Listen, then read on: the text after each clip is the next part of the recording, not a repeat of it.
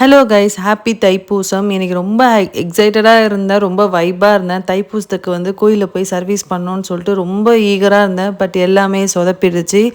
Okay, anyways எல்லாமே நல்லதுக்குன்னு நினச்சிக்க வேண்டியதான். இன்றைக்கி என்ன சமையல் பார்க்கலாமா? இந்த குக்கரில் வந்து பார்த்திங்கன்னா எப்போவுமே விசில் வரப்போது எனக்கு ரொம்ப பயமாக இருக்கும். ஒரு வாட்டி என் அம்மாவுக்கு குக்கர் வந்து வெடிச்சிருச்சு. அதுலேருந்தே எனக்கு ரொம்ப அலர்ஜி குக்கர்னாலே.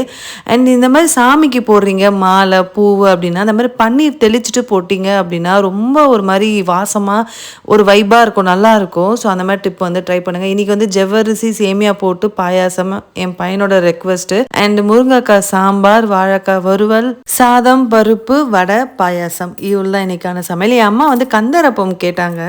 கந்தரப்பம் நான் ரொம்ப நல்லா டேஸ்ட்டாக செய்வேன். கிருத்திகைக்கு செஞ்சுருந்தேன். இன்றைக்கி எனக்கு வந்து கோயிலுக்கு போக முடியாததே எனக்கு ரொம்ப கொஞ்சம் சோகமாகிடுச்சு. அதனால் கந்தரப்பம் செய்யலை. என் அம்மா ஈவினிங் செய்வேன் கந்தரப்பம் அப்படின்னு கேட்டிருந்தாங்க. இன்கேஸ் செஞ்சுருந்தேன் அப்படின்னா நான் ரெசிபி ஷேர் பண்ணுறேன். நெக்ஸ்ட் வீடியோவில் பார்க்கலாம். பாய்.